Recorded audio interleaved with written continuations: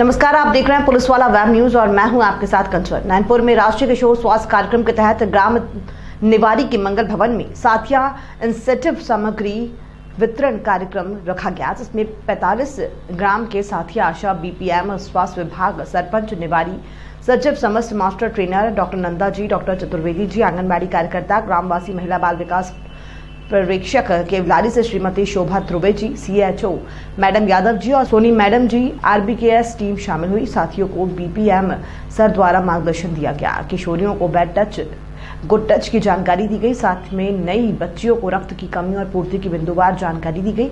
सभी साथियों को cap, apron, lower T shirt और छाता दिए गए। मार्गदर्शन के विचारों की बेला में जीवन में आगे बढ़ने के लिए युवाओं को प्रेरित किया गया। ये बच्चे जो एनीमिक है, इन लोग को आप क्या सलाह देते हैं? और सर, जैसे कि मेरा नाम हेमप्र भावरे है और मैं नैनपुर ब्लॉक से हूँ। पिंडरी पीएचसी मेरा कार्यक्षेत्र फंसता है। और जैसे कि हमारा कार्यक्रम का उद्देश्य है कि हम 3 उद्देश्य और 6 घटक पे काम करते हैं। उसमें एक हमारा घटक है एनीमिया। हम एनीमिया में लोगों को ये जागरूक करते हैं। वैसे भी आज की किशोरियों में बहुत ज़्यादा मात्रा में एनीमिक है हमारी किशोरियाँ, और हम उनको यही सलाह देते हैं कि आप अपना जो स्वास्थ्य है, अपना जो शरीर है, उसमें एक स्वास्थ्य किशोरी का जो HB होता है वो 11.5 ग्राम होता है, और उस 11.5 ग्राम को मेंटेन करने के लिए आपको पर्याप्त मात्रा में पोषण आहार लेना पड़ेगा। पर्याप्त मात्रा में आपको आयरन की गोलियां खानी पड़ेगी, ताकि आपका जो बॉडी है, आपका जो शरीर है, वो सामान्य रह सके और जो आने वाला जो आपका भविष्य होगा वो उज्जवल होगा। इसके कारण क्योंकि बहुत सारी महिलाएं एनीमिक के कारण कमज़ोर हो जाती है और जिनकी मातृ मृत्यु दर निश्चित होती है आगे चल के। मातृ मृत्यु दर रोकने के लिए क्या करते हैं? मातृ मृत्यु दर रोकने के लिए हम गांव-गांव प्रचार करते हैं। हमारे गांव में जैसे कि साथिया बने हुए, इनके माध्यम से हम ANM दीदी का सहयोग लेते हैं, आशा दीदी का सहयोग लेते हैं, साथ में ग्राम के सरपंच, सचिव, सभी मेंबरों का हम लोग सहयोग लेते हैं और पूरे गांव को जागरूक करते हैं कि हम इस कार्यक्रम से जुड़े हुए हैं और इस कार्यक्रम के लिए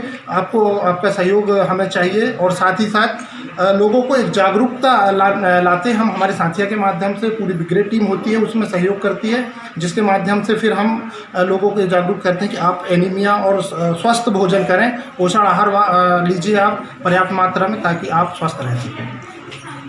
इस बैनर में एक कार्यक्रम आया है कि जो नवजात बच्चे हैं जी, उनको आप नशे से कैसे दूर रख सकते हैं? जैसे कि नशे आजकल बहुत सारी बीमारियां निकल चुकी हैं, और साथ ही साथ ये है कि अगर इस बच्चे को, जैसे कि ये 10 से लेकर 19 साल के जो बच्चे हैं, अगर हम इनको अभी से स्टैंड कर दिया जाए, अभी से अगर इनको जागरूक कर दिया जाए नशे के प्रति कि नशा किस तरह से आपको नुकसान पहुंचा सकता है, भविष्य में आप इस नशे से ग्रसित होकर कहां से कहां जा सकते हैं, अगर इनमें इतनी समझ बना दी जाए तो भविष्य इस देश का बहुत उज्जवल होगा। साथियाँ हैं और मेरे जो गांव में मेरे साथियाँ हैं, किशोर किशोरी बालिका, उन्हें किसी भी प्रॉब्लम मतलब जैसे कि मानसिक और शारीरिक या भावनात्मक कोई परेशानियां आती हैं तो उसका हम निवारण करते हैं।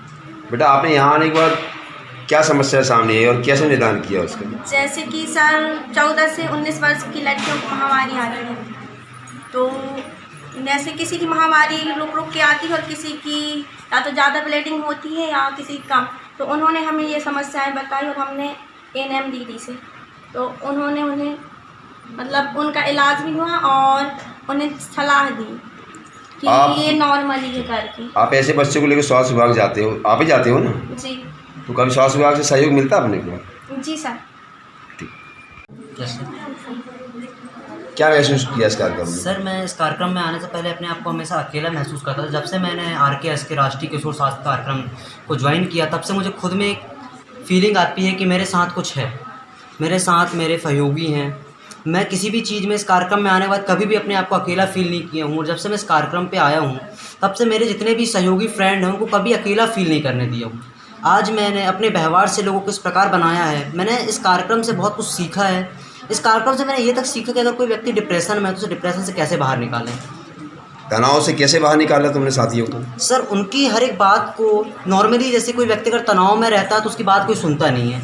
अगर मैं ही किसी को सुनाए तो अब आज की दुनिया में, क्योंकि सब अपने आप से मतलब रखते हैं, किसी से किसी को मतलब नहीं है, मैं उन लोग की हर एक बात को एक बहुत अच्छी तरीके से सुनता हूँ और समझता हूँ। उसके बाद उन्हें बताता हूँ कि अगर सामने वाले ने आपको डांटा है तो उस डांट के पीछे भी उनकी प्यार बताता हूँ सामने वालों को कि यार उन्होंने अगर आपको डांटा है तो इसमें उनका स्नेह छुपा है, ये तुम्हारे भला के लिए है। तो इससे कुछ हद तक हमारे जो किशोर किशोरियाँ हैं अपने जो मानसिक डिप्रेशन से रहते हैं उससे बाहर आते हैं सर। कुछ शारीरिक तनाव सामने आया या मानसिक तनाव सामने आया? सर अभी तक ज़्यादातर तो मेरे को शारीरिक तनाव समझ में नहीं आया है, बस मुझे एक ही केस मिला था जिसको थोड़ा सा शारीरिक प्रॉब्लम थी, ग्रोथ से लेके वो परेशान था, उसकी दाढ़ी मूछे में आने में प्रॉब्लम हो रही थी, इस कारण वो थोड़ा सा डिप्रेशन में था। तो फिर मैंने सलाह दी है कि ये एज के कारण, हार्मोन के कारण होता रहता है, इसमें कोई नेचुरल बीमारी नहीं, बढ़ते हुए एज के साथ सबको आना स्वाभाविक है। ये किसी को कम उम्र में आती हैं, किसी को लेट आती हैं।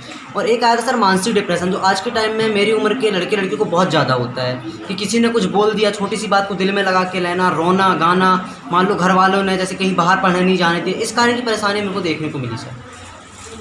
क्या कार्यक्रम है? राष्ट्रीय किशोर स्वास्थ्य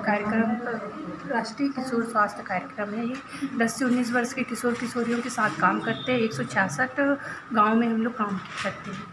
इसमें 6 MT रहते हैं, मास्टर ट्रेनर, 1 काउंसलर रहते हैं। और इसमें हम लोग पोषण से संबंधित, लिंग हिंसा से संबंधित, मातृ मृत्यु दर, शिशु मृत्यु दर और सकल प्रजनन दर में काम करते हैं। उद्देश्य ये है। कितने कार्यक्रम आपके ऐसे हो गए? अभी हमारा ये फर्स्ट कार्यक्रम है। कितने बाकी हैं? 2 कार्यक्रम और होंगे, एक PSC में होगा और एक CSC में होगा। 2 PSC में और होंगे कार्यक्रम ऐसे। अब व्यवहारिक रूप से ये बच्चे हैं बहुत कम उम्र के हैं, जी जी। तो मैदानी स्तर पर ये कार्यक्रम के बाद आपको क्या अनुभव महसूस हुआ है? ऐसा अनुभव लगता है कि बच्चे बहुत ज़्यादा उत्सुक हैं। अपना आज स्कूल का डे था, स्कूल का डे छोड़ के उन्होंने अपना कार्यक्रम बहुत अच्छे से कार्य किया और सहानुभूति दिखाई इस कार्यक्रम में। कभी ऐसे कार्यक्रमों के दौरान कोई बच्चा या कोई बच्ची ने कभी उसके साथ बैड टच वाली या ऐसी गुड टच वाली कोई ऐसी स्थिति निर्मित हुई या उसने बताया है क्या? अभी तक तो ऐसा अनुभव नहीं हुआ, ना ही किसी किशोर किशोरियों ने हम लोगों को गुड टच बैड टच के बारे में बताया कि उनके साथ गलत व्यवहार हुआ है आने जाने में, या फिर किसी स्कूल जाते समय, या फिर घर में कभी इस प्रकार की घटना अभी तक किसी भी किशोर किशोरियों के साथ घटित नहीं हुई है।